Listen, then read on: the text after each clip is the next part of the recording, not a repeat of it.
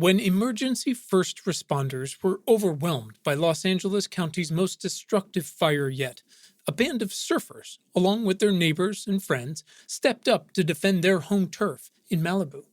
Their devotion to home drove them to show up for their community during the fire and for years afterward. And now, a model they call the Community Brigade program could change everything, leading to more lives and more homes saved during the increasing wildfires across not just California, but the world. Join reporter Adriana Cargill from KCRW, NPR's All Things Considered, Crooked Media, and more, as she investigates a wildfire story that is not depressing, but is, in fact, a clear hope for the future. Listen now to Sandcastles, an award-winning podcast about home, how we create it, and why we fight so hard for it.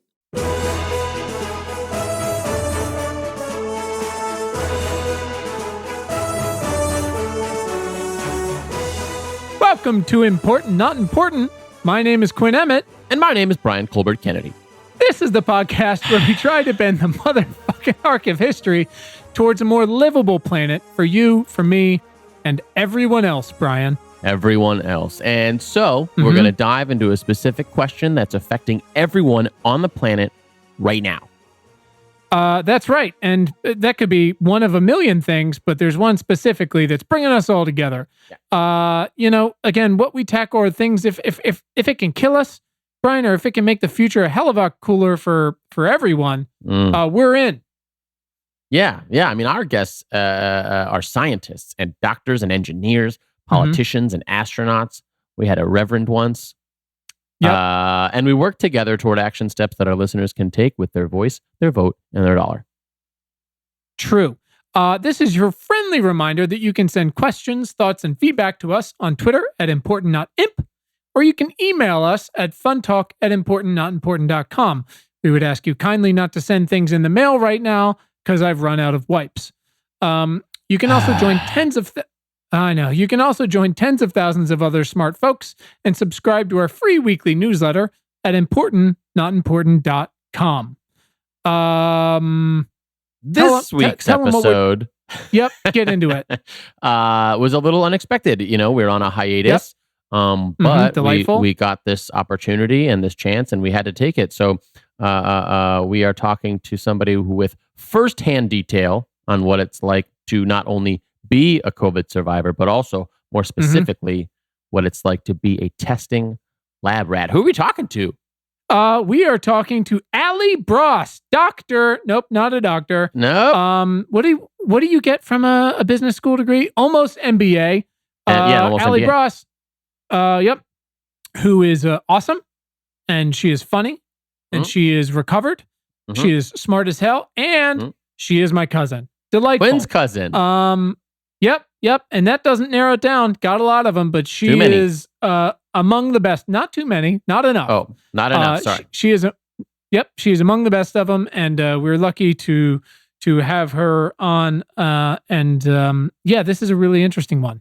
Her circumstances, how she got it, her testing, lack of, eventually how she dealt with it, and then most importantly, now for the wider world, how she is involved in fighting back against this fucking thing in ways so timely, that so relevant. Those of us that have not had it cannot actually participate.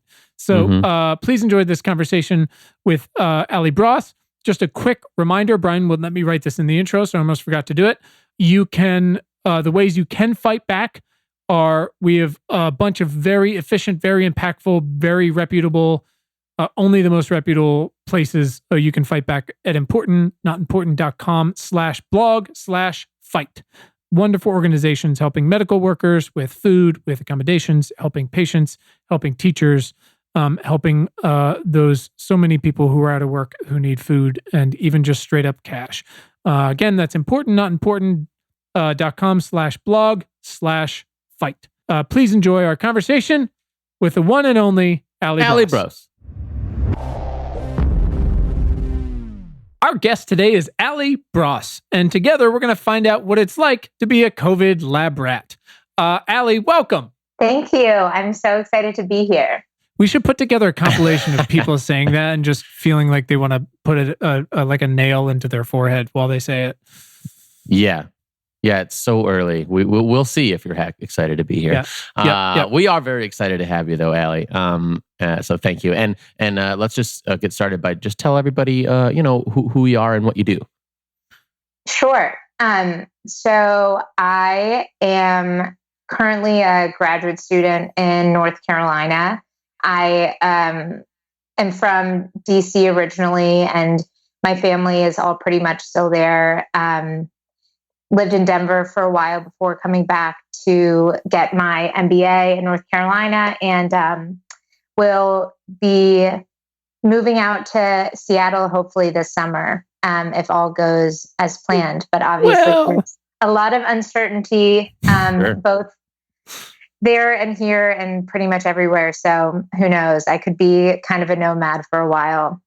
Yeah, I feel like that's the way for everybody. Right. It's if I don't, we haven't recorded our intro yet, so it's kind of like time travel. So if I forget to say in the intro, which is entirely possible, full disclaimer: Allie is my cousin. Yes. The greatest. And usually when we say who you are and what you do, someone's like, I do this and I work on this specific thing that's pertinent to our question today. Besides, I mean, I would love to have conversations with Allie about anything. But a few days ago, you sent me a text saying, hey, my friend something watched your wife's show. Great. That's super fun. And I said, how are you? Where in the world are you? And you said, I'm as good as I can be. Actually gained some local notoriety as one of the first Durham cases of coronavirus, which is as close to fame as I imagine I'll ever get. And I was like, holy shit. Yeah. Let's do this thing. So that is the context for today, which is kind of fucking crazy. I mean, pretty wild. Now, I mean, we'll get the details on like when you got it and all that stuff. But now when it's trending towards like everybody's gonna get it, it must have seemed kind of crazy. All right, Brian, give her the end of the intro here, and we'll keep moving. That sounds so great. Allie and everyone listening, our goal here is to provide a little context for what we're talking about today, our topic of the day, and then we'll get into some action-oriented questions that get to the heart of why we should all care about it and care about you, Allie, and what we can all do to help support. Does that sound good? Perfect. Rock and roll. Allie, this is just endlessly delightful for me right now. Mm-hmm. He loves it. We like to start with one important question to set the tone of the thing. Allie, instead of saying, tell us your life story, of which I'm fairly sure I'm in just a bunch of pictures of, we'd like to ask, Allie, why are you vital to the survival of the species? For any reason? I encourage you to be honest and to be bold. You are here for, I mean, quite literally a very specific reason today, but I'm curious. Hit me. Okay. I actually think about this quite often, what my purpose in life generally is, but especially what my purpose in like my friends and family members' lives is. And I think that karaoke could become a lost art if I weren't here to continuously force people to go to karaoke bars, especially not like the little room, like Japanese style karaoke. I like the gross dive bars, karaoke, being on stage, forcing people to perform into someone with so much confidence. And I love watching that transformation. And I feel like I have changed a lot of lives because of it and will continue to. That's amazing. Do you feel like you are... Do you feel sometimes like you struggle because the line between friend and life coach is becoming more and more blurred every day, or? Totally. Well, and I think that this hasn't helped, getting coronavirus so early, because now I've sent a lot of similar text messages to my good friends about having it. And now because I'm on the early end of getting it, I'm routinely on calls coaching my friends through like the list of symptoms, how to handle it, even though I have no medical expertise whatsoever. None, I think I'm becoming like karaoke. I felt pretty confident coaching people through the experience, but now I'm just kind of blindly leading everyone through their own coronavirus experience. And so I think that's like way more concerning for the world. But I don't know if this MBA thing doesn't work out. I think I'd be a great life coach. Well, I mean, look, karaoke has always felt like one way to really just put yourself out there, to feel naked, to do what is the TED Talk thing where you put your hands on your hips and stand like Wonder Woman? I mean, like you got to make yourself seen and make yourself heard. And I feel like that's a way to go. Is there a specific song or genre that you... Yeah, of course, the go-to karaoke song. We have to know it. Sure, but also like, not just for you, but for your clients. Your friends. Is there a direction that you push them, like a standard one, a sort of beginner's one, or do you more dial into what they need? Yeah, I mean, I think that for my friends, easy ones are like songs that we all grew up with. So like, Say My Name. There's not like, the singing isn't that hard. You know all the words. It's a crowd pleaser. Like I try to ease people in with stuff like that. I obviously have been doing this for a while and am much more well-versed. And so I feel like I take a more risk-seeking approach when picking my songs. So I will do like, It's All Coming Back to Me Now. And I like obviously can't sing like Celine Dion, and it's also 7 minutes. And so it's like, it's a miserable experience for everyone in the bar except for me. But I think I like usually judge how comfortable someone is. I pick the song in accordance with their readiness, their singing abilities. I actually think now that I'm talking through this, I just said I think I should get paid for all of the good work I do for karaoke bars around the country. I feel like now more than ever, you're needed. This is wonderful. I agree. Well, I have to really quickly. I have a friend here in Los Angeles who has started a karaoke bus. I think it's called the Gold Karaoke Bus. She bought a bus and remodeled it and painted it gold, and you do all the karaoke in the bus as you drive around town. It's amazingly fun. Oh my gosh. Yeah, if you're ever in LA, we'll hook it up. Yeah, that's a dream come true. I love buses. And I love karaoke. Buses are the best. Yeah, it's right up your alley. Oh, your name's Allie. That's crazy. Perfect. Wow, Brian, you're just killing it today. Allie, thank you for being so honest about what you're bringing to the people. That's really important. All right, so we're going to keep that in mind as we progress here. So just some quick context for today's conversation. Again, talking about how and where Allie got what she got and what she went through and where she is on the other side and why it's unique to be where she is.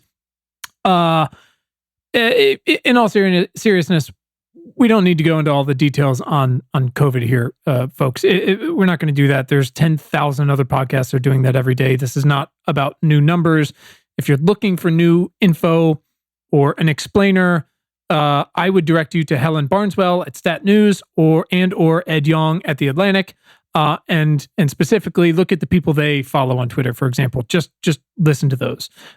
So we're all out here. It is, what the hell is today? April 9th. April 9th. We're all refreshing Twitter and our other reputable news sources and others that aren't, hoping of news on things like antibody tests and further how effective they are, which at this date is totally questionable, and treatments and where they might come from. Again, we're just scrambling for whatever we can, and the president is just making things up.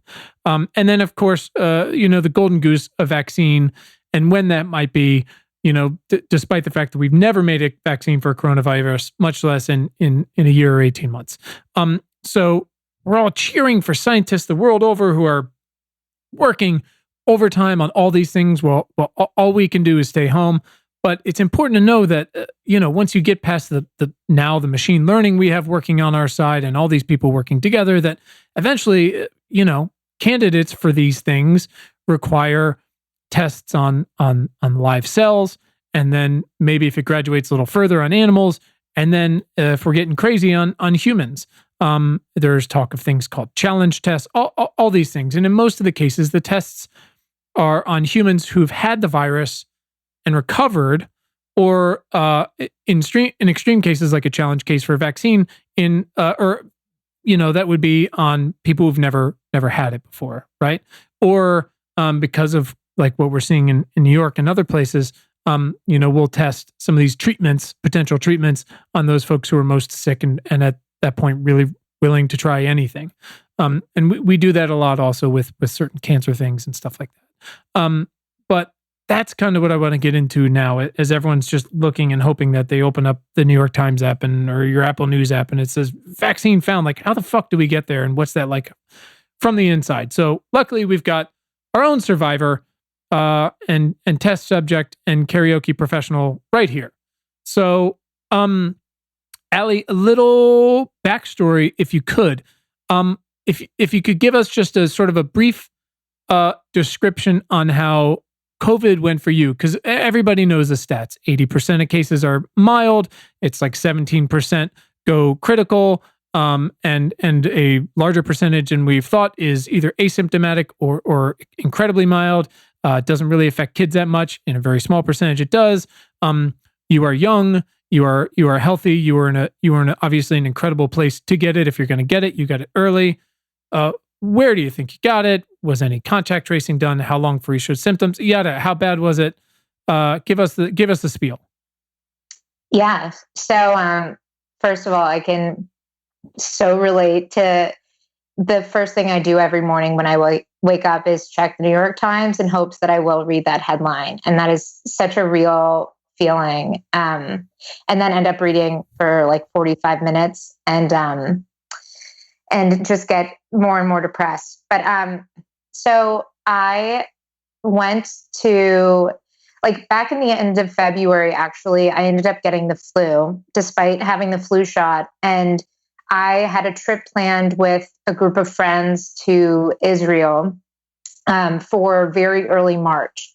And I got cleared to travel. Well, when I went to to get tested for the flu, obviously we knew about coronavirus, but I had asked if I should get tested. And they said, and again, this was end of February, they said, if you haven't been to China, we're not going to test you in the past month. And so then when I got clearance to travel, I asked my doctor and my parents, obviously, what they think I should do. And there weren't any travel advisories at the time. To be honest, they were way more concerned with me having recovered enough from the flu and that being the barrier to travel rather than any concern about coronavirus. What was the date about then? My trip ended up being, I think, like the 2nd or 3rd of March is when I flew. Okay. And there were no travel advisories. I wasn't questioned at the airport. Very few people were flying with masks. And I was flying directly from DC into Tel Aviv. I mean, it's just crazy thinking that was like a month ago. It was so different. And there weren't... so anyways, I got to Tel Aviv, and Israel was kind of starting to crack down a little bit, especially on flights from Italy and China and Japan. And then Purim, which is the big costume festival, was supposed to happen when we were there in Tel Aviv, and that was shut down. But that was the one thing we really saw in terms of an impact from coronavirus when we got there. And so I was there for about 10 days. And towards the end of the trip, again, we have no idea how we were exposed, but someone who I was traveling with started not feeling well. And, the timing of it is just so crazy because it's flu season. There are allergies. People have colds. Like, when we got there, everyone around us was coughing. People were coughing on airplanes, and some people were freaking out about it, but it still wasn't concerning. And so when a friend of mine started not feeling well, we didn't really think anything of it. But what felt like, I think that was on the 10th maybe of March. And within 24 hours, Israel went from canceling huge events to really, really cracking down. And when my friend developed a fever, they actually took him to the hospital to get tested for coronavirus. And they were taking everyone by ambulance with a fever. I mean, if they reported the fever, to the hospital. And so, we still have no idea how or when we were exposed. But he, along with a few more of my friends, 24 hours later, got the test results that they had coronavirus and were actually going to be staying in Israel to be quarantined there. And the rest of us, obviously, the Ministry of Health was contacted at this point. And as long as the rest of us didn't have fevers, since our flights were either that night or the next day, they sent us to the airport, essentially.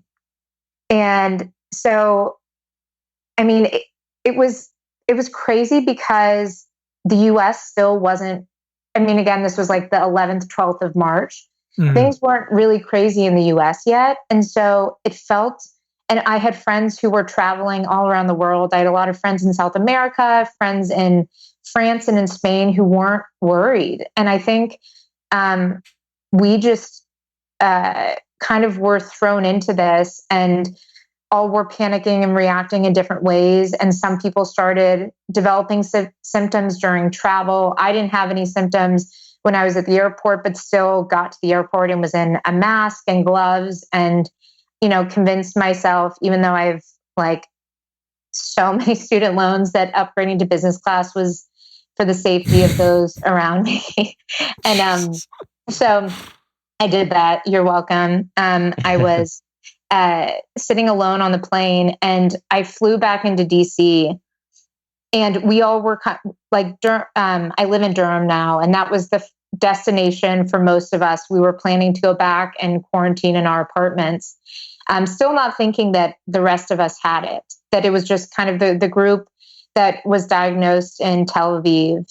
And I think that speaks to just how much uncertainty and conflicting information there was about this. I mean, at the time, the only symptoms that they were really testing for, it was a fever and a cough. You had to have both of those in order to get a test and confirmation of exposure. So even if you had those symptoms, but you hadn't been exposed to someone who was positive, it was really difficult to get tested. So I was flying into DC, and I was texting my parents the whole time, and they both are in DC and wanted me to come and quarantine with them.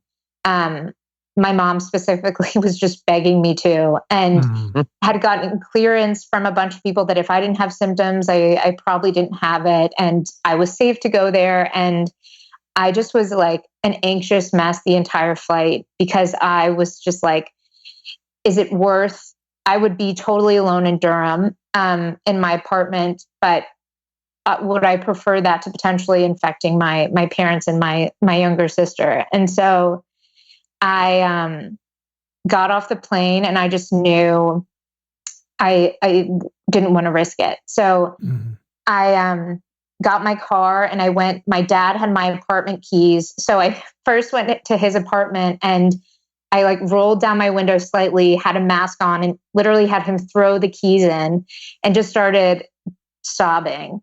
And then drove to my mom's house, and she had a few things of mine. She put them out on the porch, went back inside, and then I went and grabbed it again with my mask on, and just drove away and parked and just started crying. And I think that's when it really hit me that this was just going to change things for a while. I mean, not being able to hug my parents, knowing that I might be infected, and there might be complications with what happens to me, and I'd be alone in an apartment in North Carolina, and that my parents could get sick. And by then we knew that people my parents' age were getting sicker and were having more severe symptoms and were dying. And that drive was really dark. And so I drove down to Durham and walked into my apartment, and then didn't leave for 2 weeks.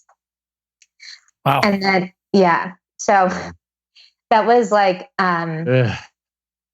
was, and at the time still the worst, I really didn't think I had it. At that point, I didn't have any symptoms, and they wouldn't test me, even though I had been hanging out I was surrounded by a bunch of people who had confirmed tests. When I got back down to Durham, I guess I first drove to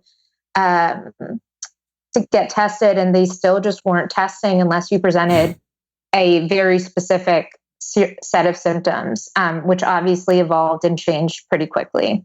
That hasn't gotten much better, that testing, to be clear. Right. I mean, California is so far behind on that stuff. And again, it's almost an entire month later. It's crazy. And now, of course, they're turning people away and saying they won't test them because they'll say things like, it's clear you have it. We don't need to test you. Go home. Totally. Which is wild in itself. Because again, we need to paint the picture. So again, you don't need to go into, first of all, thank you for that long explanation. It's really helpful. And I think helps, personalize this for a lot of folks. We all, wander around if we do leave our house to go to the grocery store or pharmacy or whatever, or if we have to go to our office going like, I hope I don't get it. But it's another thing going, I really hope I'm not giving this to people.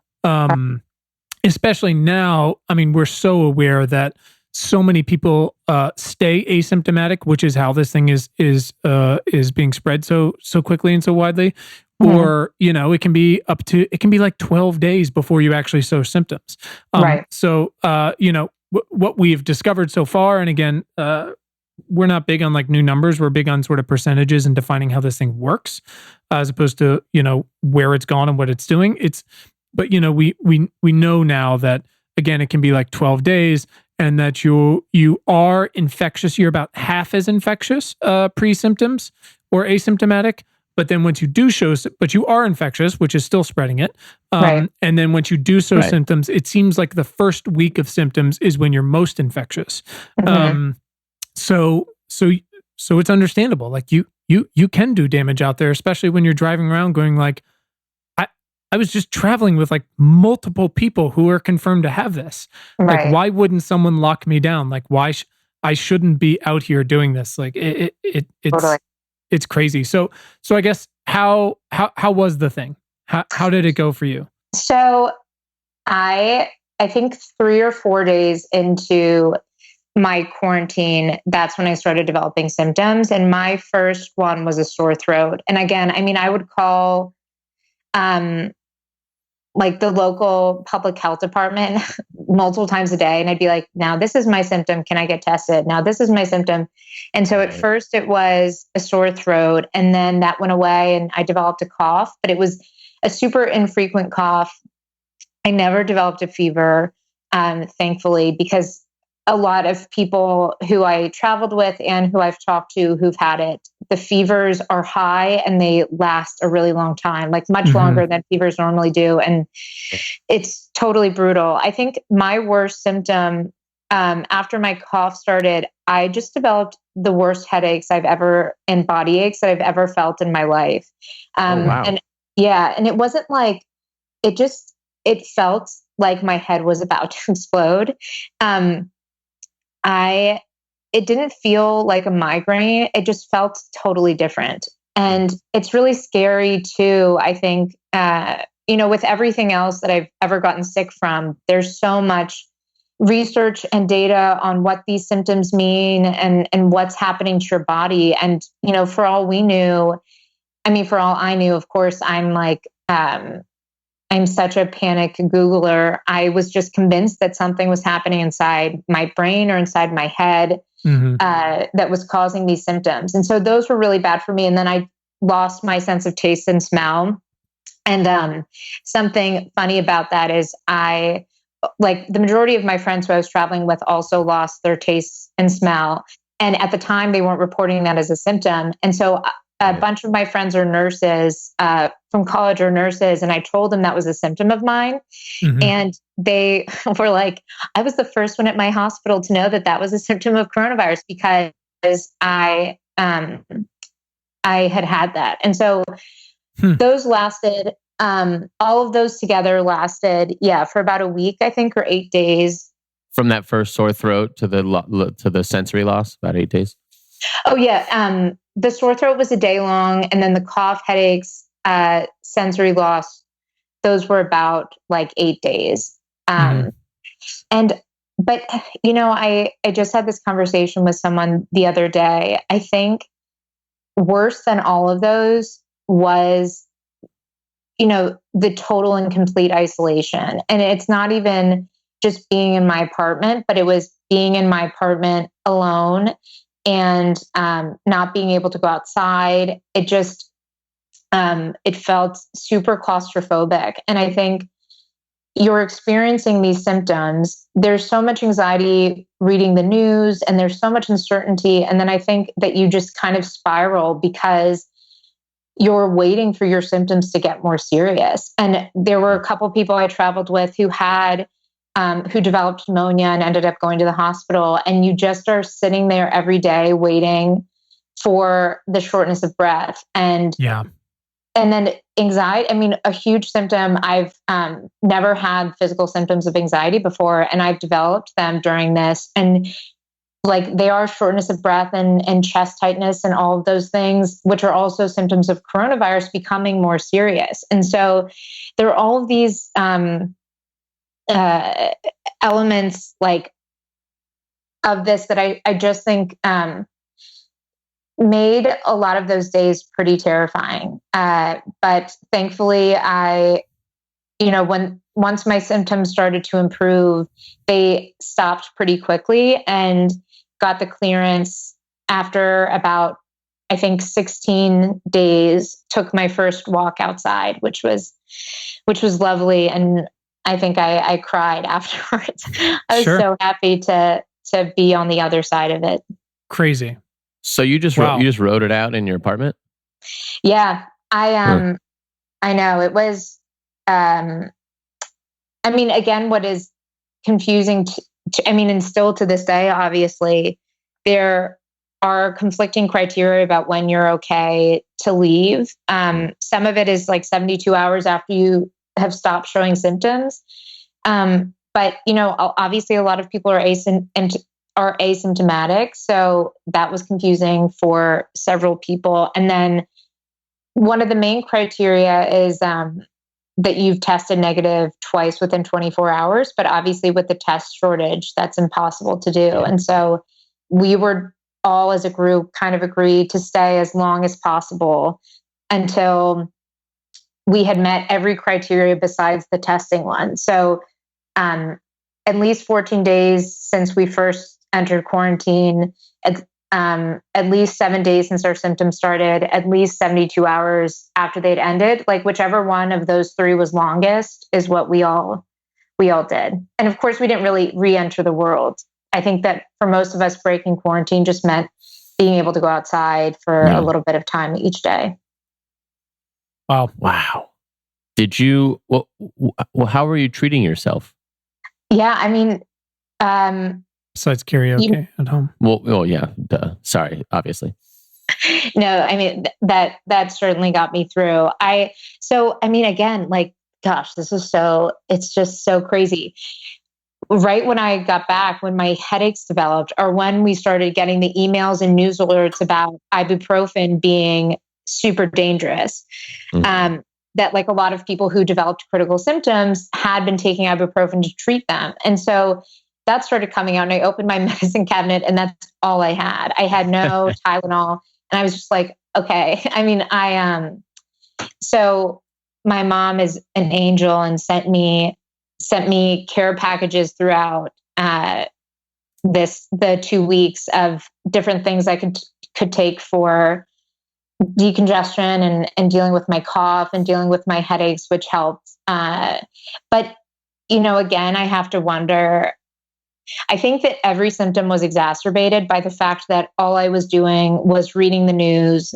So I think I wasn't doing a ton to medically alleviate any of the symptoms. I also kind of get nervous, especially with this.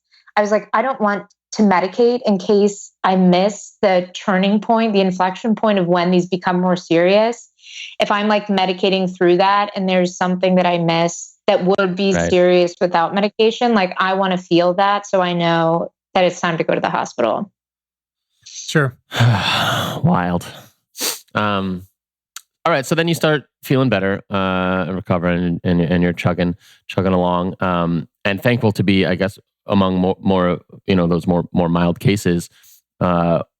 When did you first When were you first informed by a doctor or a scientist, or just realized that you could contribute to the new trials and tests in a wider way?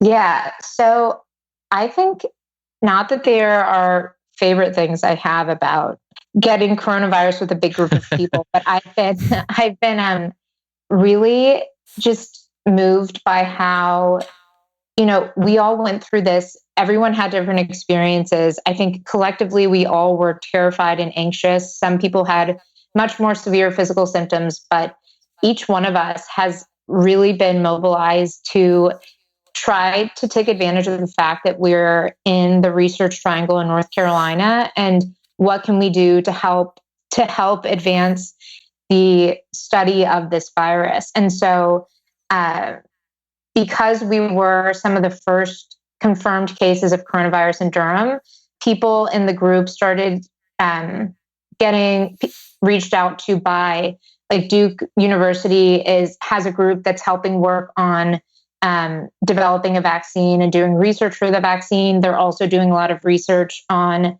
when and how you develop antibodies and what does immunity look like for this virus. And then you have companies like LabCorp who are trying to develop more rapid at-home testing capabilities and push that out as quickly as possible. And so I have a lot of classmates and friends who are working for a lot of these companies or have contacts at these companies or are in the healthcare world in some way, and for just like blasted all of us with emails asking if we wanted to participate. And overwhelmingly, everyone said yes. So the one bright light of those 2 weeks is that I had people coming in and out of my apartment, taking my blood, doing, I don't know if you guys have gotten the flu test before, but for coronavirus, it's pretty similar. They insert a really long swab all the way back through your nose. And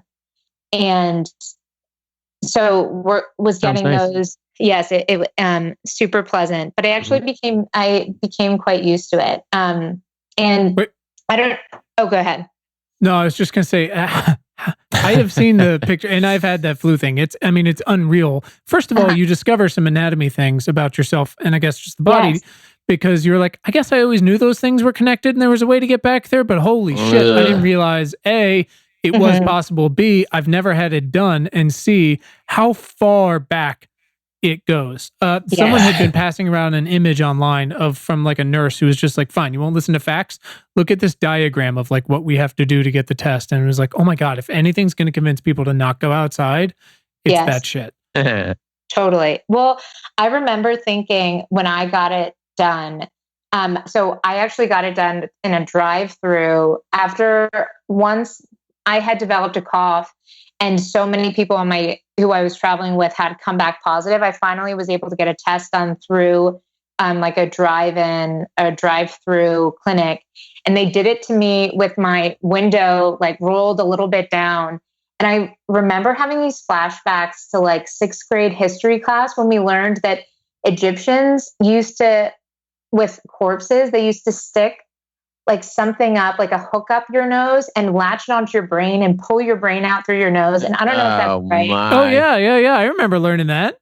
Okay. Yeah. So I was like, I guess this makes sense if my memory of 6th grade history is accurate, that this is like, that they can touch my brain with this incredibly long cotton swab. So that's what I thought about. Yeah. I was like, do as the Egyptians do and test me for coronavirus. But they would come in and do those tests pretty routinely throughout the 2 weeks, come in and take my blood. This one company that was developing the at-home testing kits would send me the kits and I would do them myself and send them back to them. And so they could test to see, knowing that I was positive, test to see if they were accurate and how they could improve them. And so, in the face of all of this uncertainty and, obviously a lot of us were really scared and have been largely physically alone throughout all of this. It was great to be in a community that was so ready and anxious also to help help out with whatever they could. And that's been a silver lining, if there is one, in all of this. For sure. I mean, again, it does incredible. Seem, you're obviously, lucky in so many ways. You're a healthy, like you said, youngish white lady who doesn't live in a place with terrible pollution, who we now know is like totally exacerbates the problems. You got it. Your head was going to explode, but again, you didn't get that iconic shortness of breath that we now know leads to so many worse things.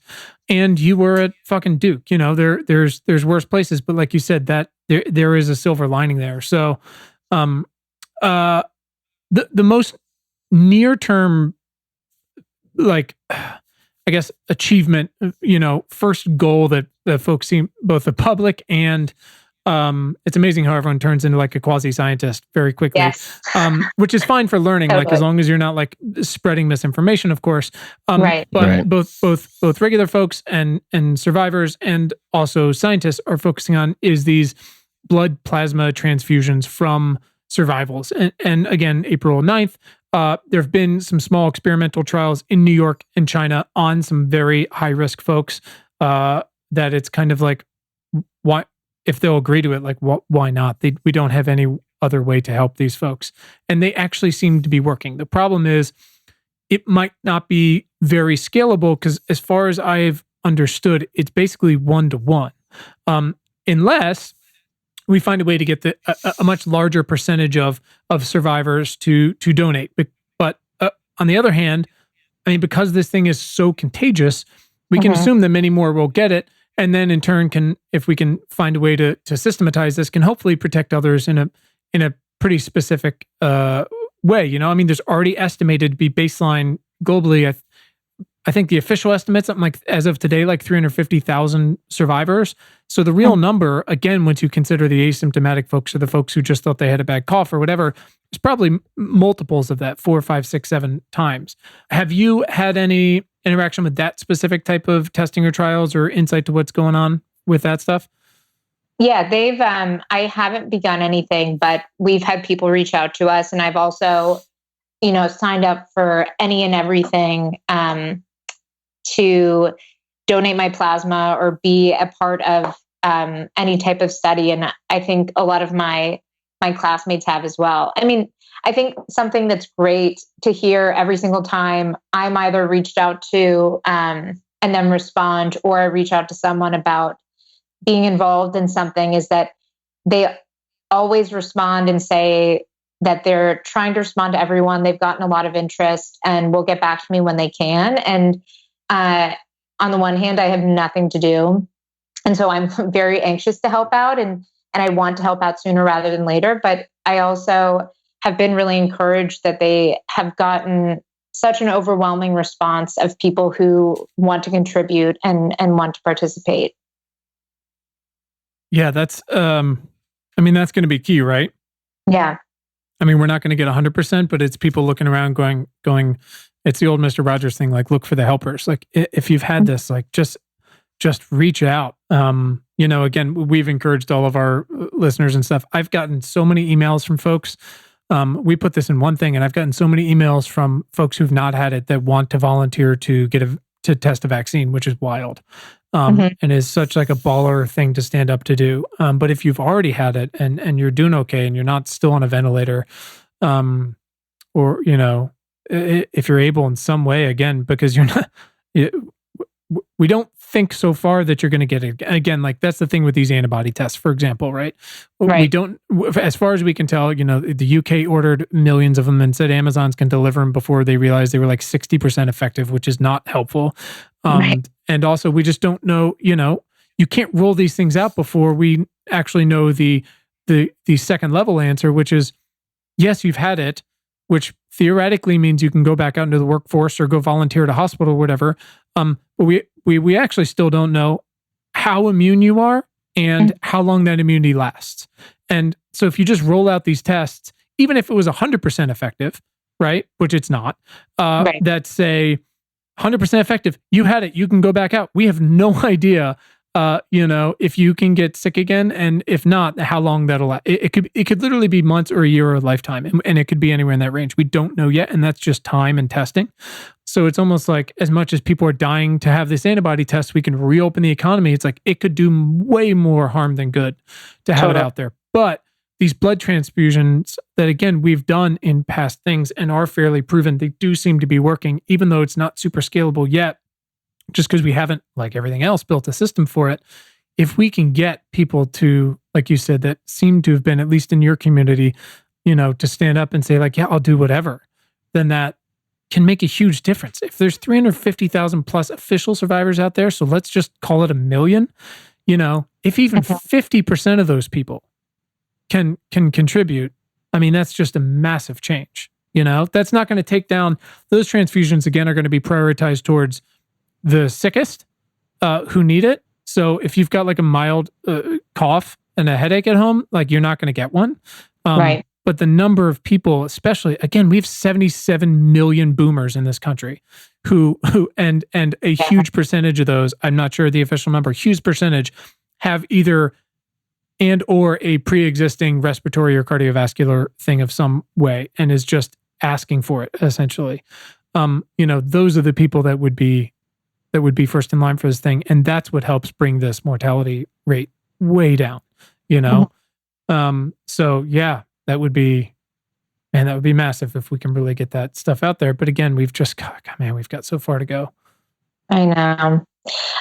I think most days I am so disheartened about everything, but I think just realizing how I find myself looking out now for headlines about progress that we've been making with any study, whether it's about immunity or about developing a vaccine. The progress is just unprecedented and remarkable. And to think about how many brilliant people in the world right now are working on this, I think brings me a little bit of comfort, especially when I feel like the headlines just keep getting worse and worse, and the numbers obviously keep getting higher. I'm confident that good news will come soon. I share in your worry and concern, though, that I think that people are so desperate for a return to normalcy that I worry that if, restrictions are lifted a little bit, or we paint too much of an optimistic picture, that people are just going to jump right back into their regular routines too quickly. And knowing now how every single person I was traveling with got this, no one was.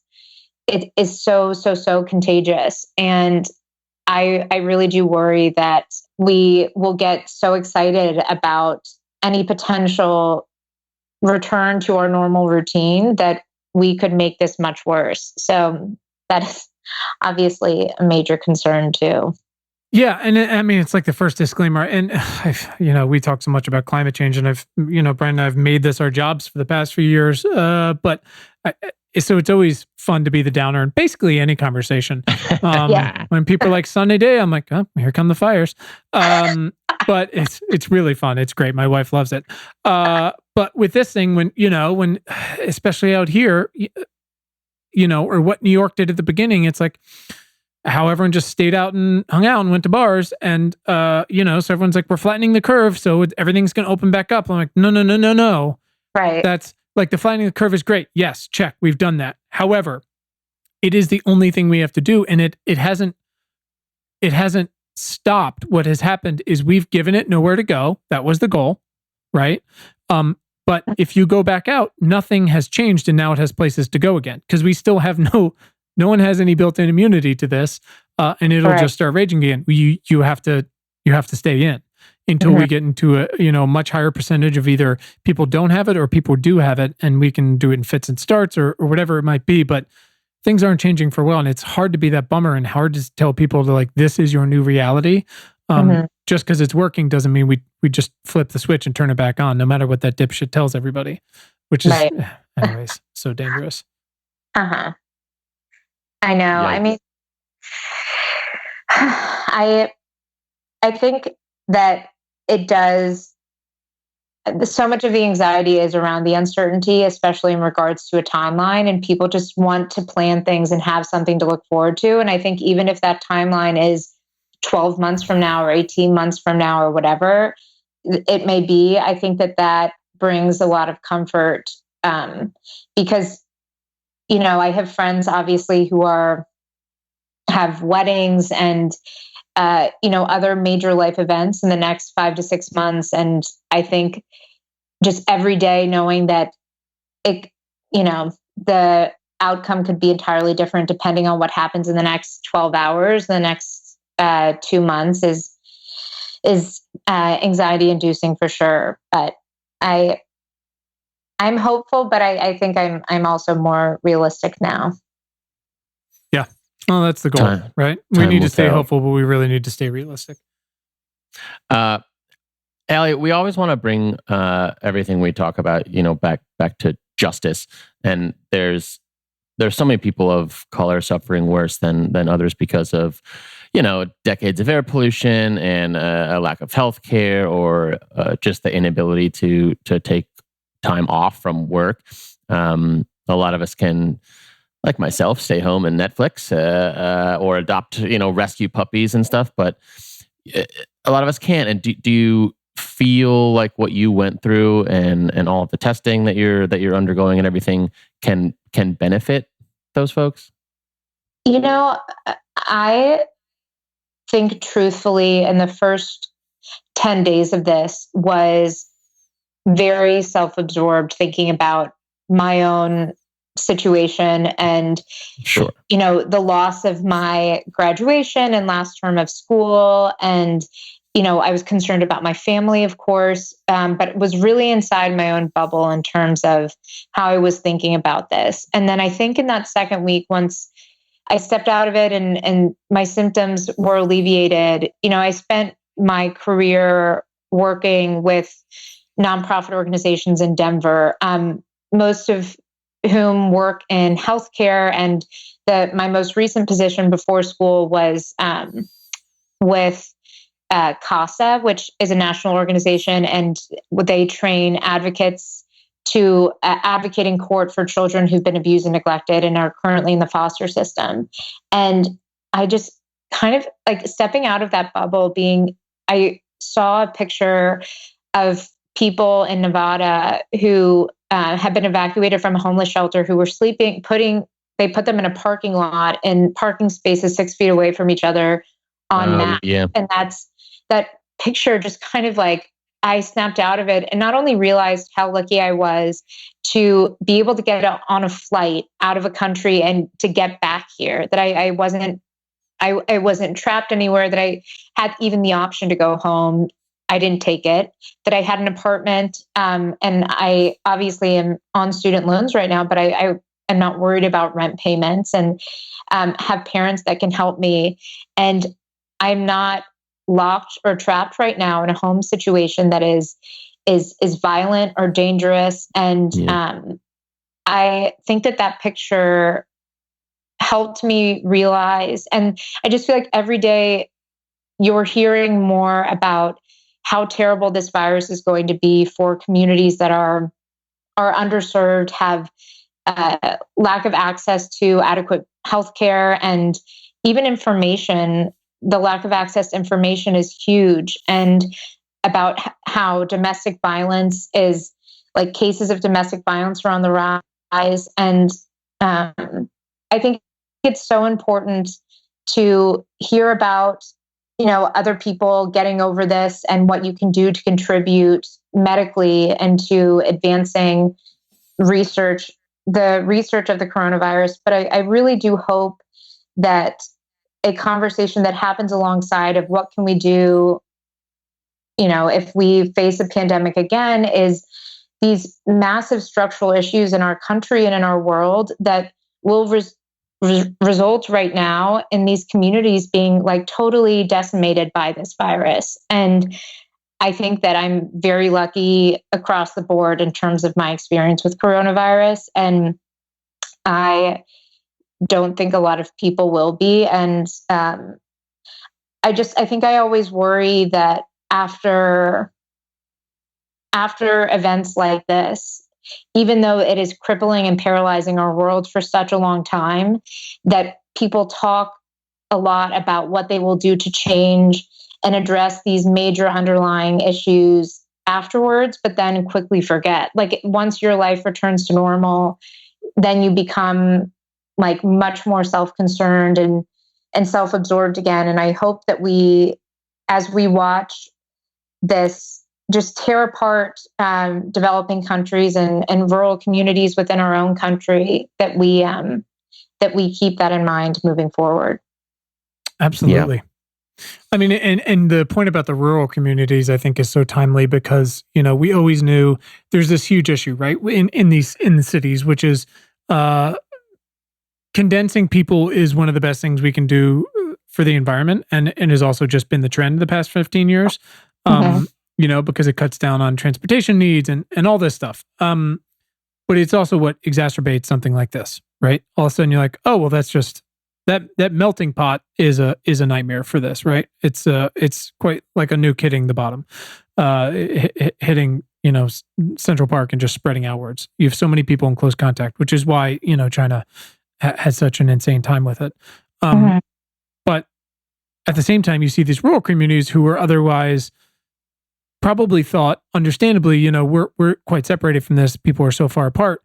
But then you read, oh, well, but the only hospital in this county closed 5 years ago. You got to drive 40 minutes to go to a hospital, while New York is understandably, and everywhere else. I mean, Chicago, you read about Cook County Jail, like this stuff is a nightmare, and their beds are always 85% full. And as it is, these places don't have hospitals, right? Which is incredible. And that's because of our system and how they don't make money off of them and all this. But it just goes like, oh, those are just going to disappear. It's crazy. And it does mean that like we have to rebuild the entire thing because this kind of thing is going to happen again. It's just crazy.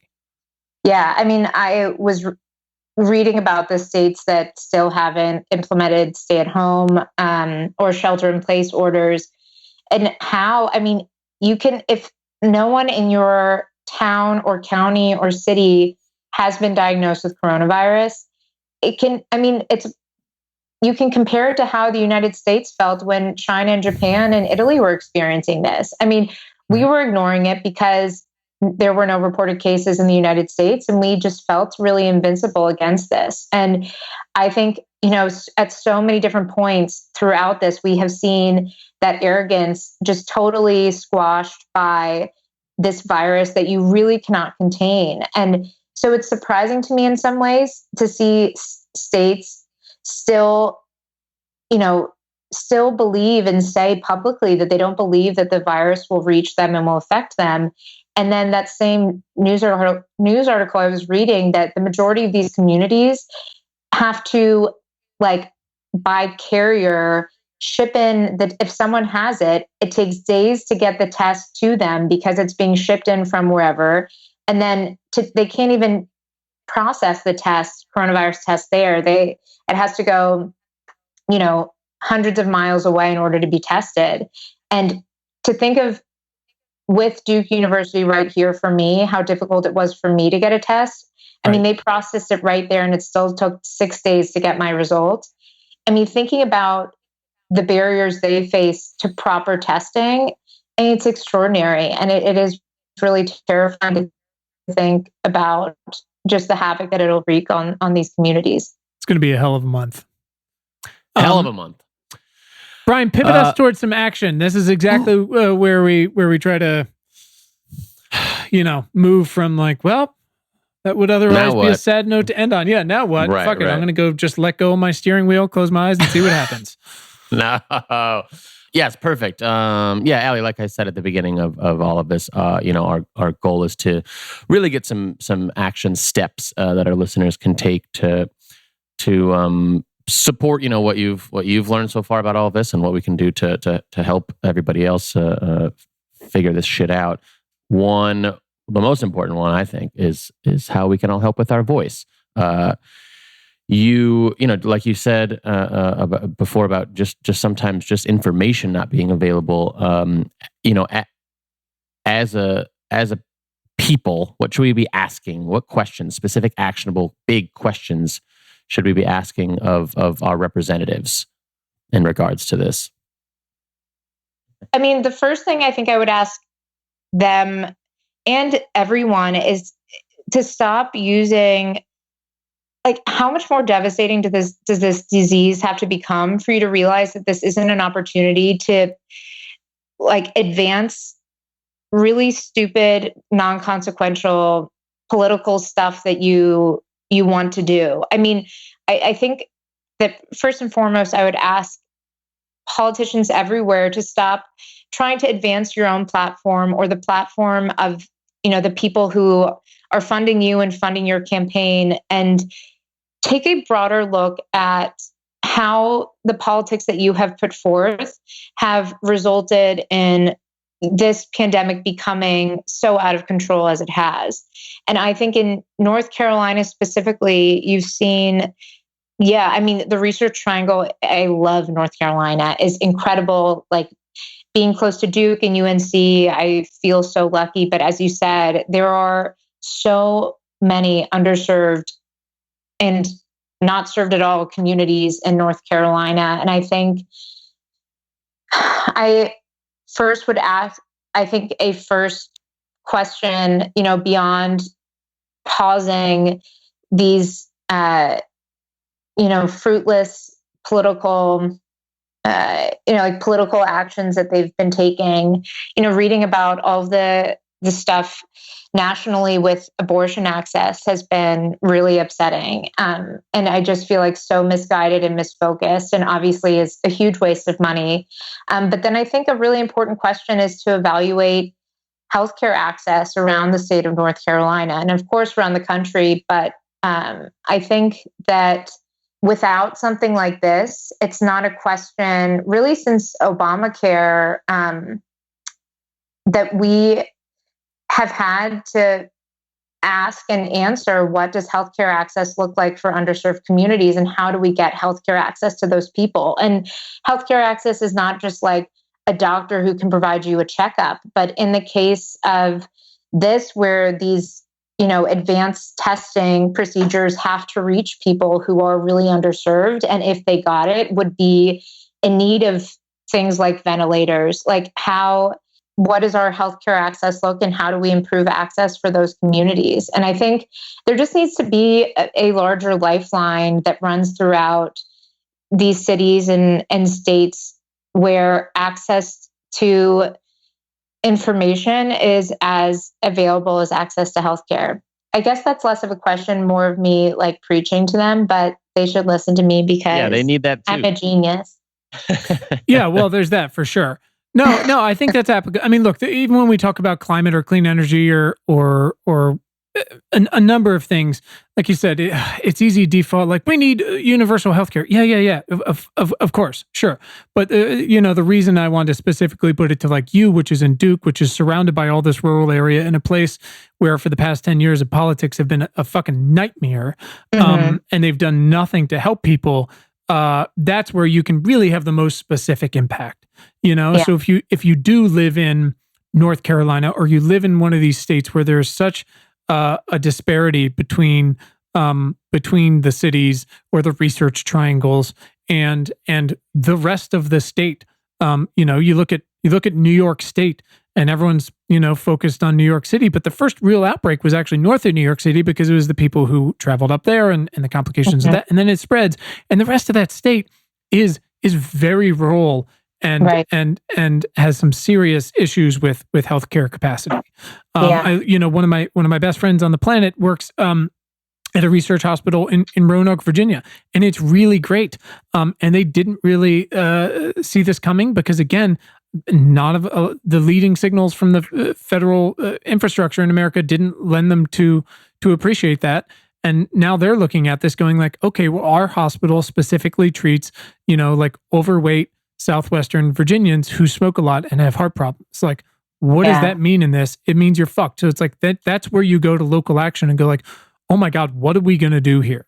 Right. And that's like, what can you do? Like, yes, of course we need all this federal stuff, but what can you do right now? Because this is our unique issue that we are going to deal with starting like tomorrow morning. And that's where we have to hold those people to the fire.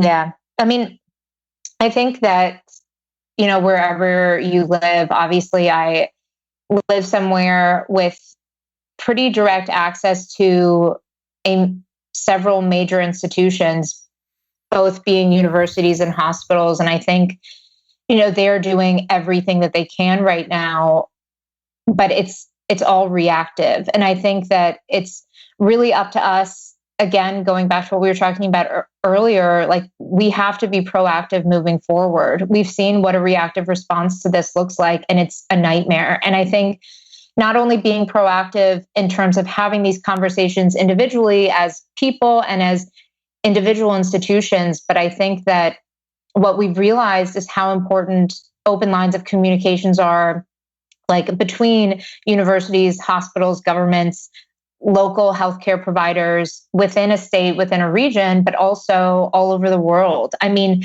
if we had a coordinated response everywhere to something like this happening, how different this all would have looked. So I think making sure that these conversations, regardless, I'm going to work for, hopefully, if I'm not, I think I'll still have a job. I'm going to work for a huge company next year, and that could have a huge hand in a coordinated response to something like this happening, and about facilitating those conversations around the world. And I think I'm hoping that everyone feels that once things become normal again, whenever that is, that and I think we will, this is, I think, so profound and is going to continue to affect everyone, that I think that we will make sure that these conversations remain, at the forefront of our minds and our attention. That's the hope, right?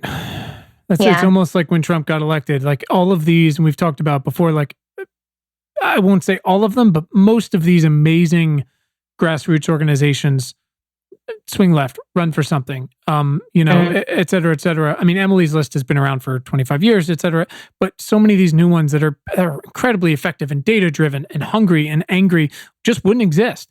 And that's not to say like, good thing he got elected. Fuck that. But hopefully we respond in a similar way. With the drive that turned over the House in 2018, et cetera, et cetera. And we're really operating with one hand tied behind our back because no one can leave their fucking house. So that makes organizing and all these things we come to depend on in this big push for 2020 that everybody had been excited about and had made plans for and raised funds for. We're planning on raising funds for.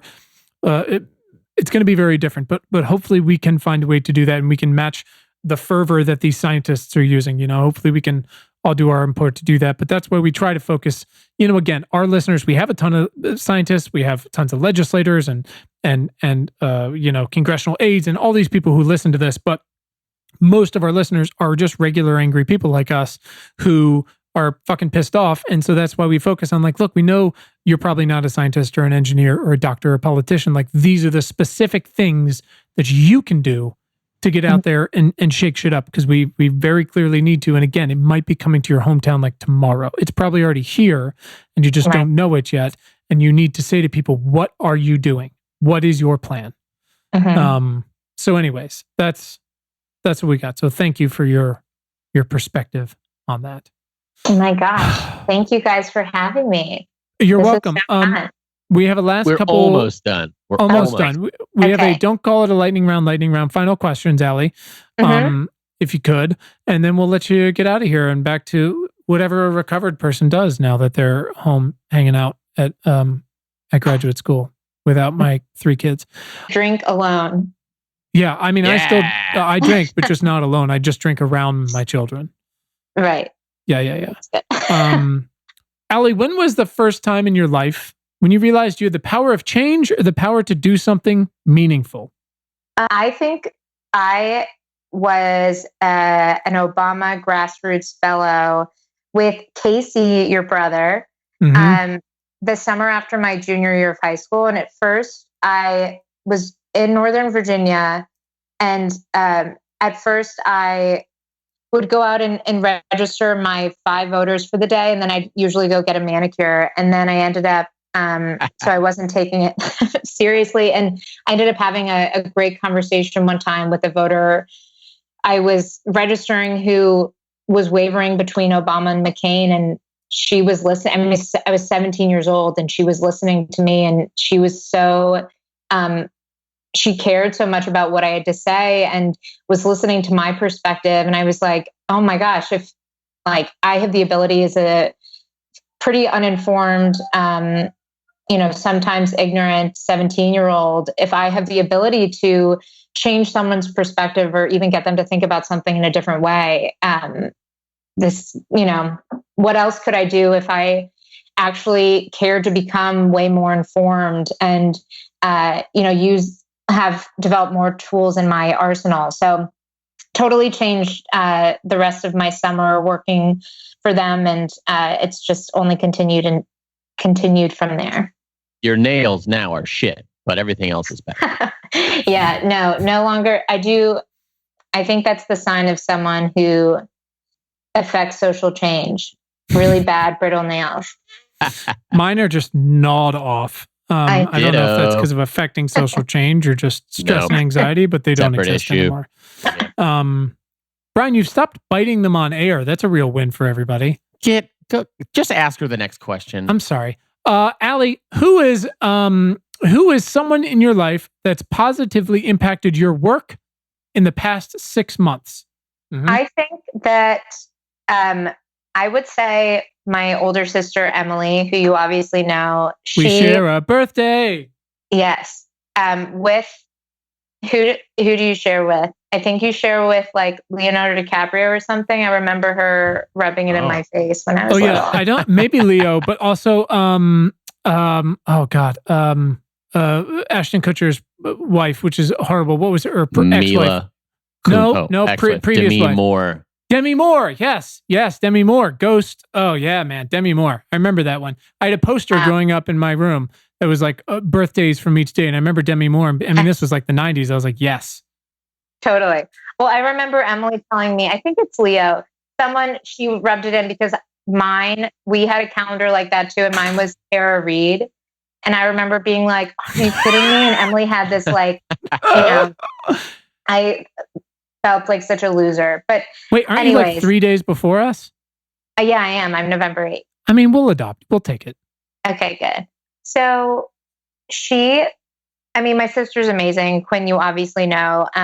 But she went to business school a few years before I did. And I think we had totally different experiences. We're doing different work before and are going into totally different work afterwards. But we had a conversation over winter break about not her regrets about the experiences, but things that she wished that she had taken away from her business school experience, and things she wished she had done more intentionally and taken advantage of the unique opportunities a full-time graduate program presents to you. And that totally changed my mindset going into my classes this past spring. I mean, the time I did have on campus, I thought I took more advantage of having really impressive faculty in such close proximity to me. Obviously, the larger Duke presence was, I felt like I took more advantage of that. And I think Emily is great always at inspiring me to be much more proactive about immersing myself in my surroundings and making sure I come out of it with minimal to no regrets. Emily's great. Emily is, I mean, inadvertently is the whole reason I got into like trying to do social change shit. When she had her, when she got diagnosed with cancer so many years ago, I was just like, I am not a scientist. I couldn't remember flashcards for if my life depended on it. I barely know anatomy. But I can sweat. And so I'm going to do some sort of stupid race and raise a bunch of money. Cause like we have to help people that are sick. And it's like, that is what got this thing started. And she's okay now. And she's the best. So, yes, no, I mean, that's, she's great at inspiring everyone around her. And as are you, of course. Well, easy. Easy. Okay, Brian. It was nice first. Yeah. Oh, that's so Brian. sweet. That's so nice. Thank you so much. All right, Brian, bring it home. Come on, let's get her out of here. She's got Netflixing to do. First of all, I share a birthday with Matt Damon. I think that's pretty cool. Okay. Oh, wait. That's with Jason Bourne? Yeah, no big deal. Hey, Allie, this is I think the first time we're going to ask this question since none of us can do anything outside of our homes, but maybe you could answer it normally. And now that we're all locked inside, what do you do when you feel overwhelmed? And then Quinn comes in and says, what is your self-care? Mm-hmm. So I think that a lot of your listeners might disagree with this as a normal method of self-care, but I love to go out and drink with my friends. And in a normal circumstance, super into it. I love alcohol, pretty much all types, but I also love being at I love just being at a bar and surrounded by my friends and catching up with them and hearing about their lives. And then maybe dancing a little, but not dancing like club dancing. I'm the only one dancing. That always brings me a lot of peace and centers me. But now obviously things have changed, and I have been doing a lot more classic meditation. I downloaded the Calm app, and every night I listen to Stephen Fry talk to me about lavender fields, and it's really nice. Yeah, my anxieties looked different since all of this started, and I think I'm realizing that I need to, build my toolbox of stuff to combat anxiety. And obviously, I joined TikTok too, and I'm learning TikTok dances. So that's. I still have no idea what that is. That feels pretty important. We'll post really one on our. Can you post them? Can I get Can you do a link to those? I don't know how anything works anymore. You can. You do a link? You can totally do a link. I have 19 followers, so I'm about to blow up. Ooh. Yep, about to blow up. Hey, I just want to do one quick follow-up before Brian gets to his favorite question. November 8th birthdays, you have shortchanged yourself. Parker Posey, amazing. That's awesome. Wow. Yeah, Parker Posey. Hold on, wait for it. Bonnie fucking Raitt, who is basically just a hero. I Can't Make You Love Me. I mean, brings me to tears every time. She's so good. Who knows if this is accurate, but Bram Stoker wrote a little book. I give you something to talk about. Yeah, that was not Bonnie Bram Stoker. Raitt. That Not was Bram Bonnie Stoker. Raitt. Yeah. Bram Stoker was Dracula. Beautiful. Yeah, no, sorry, I was one behind. And then hold on, Gordon Ramsay. I mean, oh my God, take it or leave it. Wow. And I've never known how to say this. SZA, SZA. Yep, SZA, and she's wonderful. Wow, SZA. So that's a pretty good list. That is a great list. I mean, granted, I'm the most famous person on that list in terms of November 8th birthdays. But I think that I had some J14 printout magazine of celebrity birthdays, which is I think why they didn't include Bonnie Raitt on there as a preteen magazine. But right. I'll definitely write to them and let them know that they ruined several years of my life by telling me that the most famous person I shared my birthday with was Tara Reid. Yeah, that is no good. I mean, I'm sure she's a sweet little angel. Oh yeah. And sweetheart. All right, Brian, bring it home. First of all, I just want to say I love that one of your self-care routines is to be out with friends drinking. I think that gets overlooked sometimes, and there's some negative connotation to that, but it's not. Some people feed off of being around others and having a great time, and I just love it, and I agree. Thank you. And now, for our favorite question, if you could Amazon Prime one book to Donald Trump, what book would it be? Wow. That is a... Take your time. We've gotten everything from coloring books to the constitutions. Usual stipulations apply. Could just be pictures. Someone could read it to him, et cetera, et cetera. My inclination first is to do something insulting. Sure. Understood. But I don't know. Take your time. I will. This is We definitely did have some insulting ones in the past, so you wouldn't be alone. I love that someone said the Constitution. Yeah, that was a good one. This is probably, and you can edit this out if it's not a good answer. I mean, you can edit. Truthfully, you don't even have to post this episode if it's not good. So just throw this episode in the trash. This is just so fun. So even if this is all made up, it was honestly the best part of my thing so far. I probably would send him Pride and Prejudice, not only because it's one of my favorite books, but I feel like there are a lot of important lessons in there about, female empowerment, and I enjoy reading it both for fun and critically. And I think that although I am nervous he'd have some trouble getting through the book, I hope that he would emerge from it as much of a fan of Elizabeth Bennet as I am, and maybe his admiration for her would spur some positive change re women in this country. It's a tall ask, Love it. but I do share your enthusiasm for wonderful book and some wonderful movie adaptations. For sure. Yeah. No, but I feel like, give me a day. I could come up with such a better answer to that question, but that's, I think, the best. That's a great answer. Okay, good. No, I just want to make you guys proud. You shouldn't live your life by that threshold by any stretch. I've been trying to make Quinn proud for years, and I've got to just fail and fail and fail. It's going great.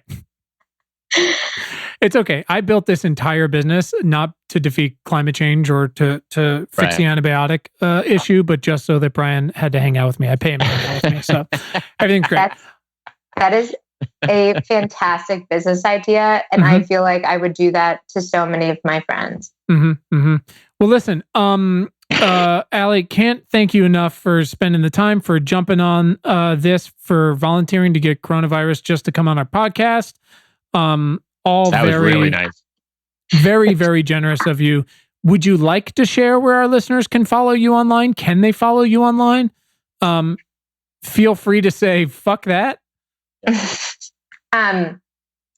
My online presence is not huge. Obviously, as I said before, I do have a TikTok account. Almost 20 followers, if I remember correctly. Yep. Almost that 20th follower could be you. So you'll have to find me on that. I do have a Twitter account. Allie Broas is my Twitter handle. Did you just have to look it up? You just have to look it up. Just go find me. I'm saying, did you just have to go look that up? I did. Yep. Okay. Just checking. I'm an avid Twitter user. Sure. Actually, my more exciting Twitter handle is the one I use to tweet at Survivor contestants. It's raisins is the handle. So go for that. Otherwise, just keep me in your memory. My online presence isn't significant, but I hope you take everything I said today with you. And when I do blow up and become famous, then you can follow me on everything. This was everything I'd hoped it would be. Awesome. Well, Allie, thank you. Glad you're feeling better. Thank you. I don't know, man. Hopefully see you at Thanksgiving. I mean, who knows does it exist anymore? I don't know. We'll find out. Good question. We'll make it work. We can't keep your dad away from Cheese Shop, so we'll figure something out.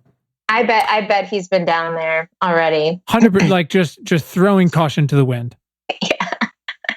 Totally. They're not even open. Awesome. This has been amazing. Okay. Thank you so much. Raisins. Fantastic. Allie, have a great rest of the week. Thank you so much for being here, Allie. Thank you. You're the best. Thank you, guys. This was so great. Right. Stay safe and healthy, everybody, but especially you two. We will do our damn best. Thanks to our incredible guest today, and thanks to all of you for tuning in. We hope this episode has made your commute or awesome workout or dishwashing or fucking dog walking late at night that much more pleasant.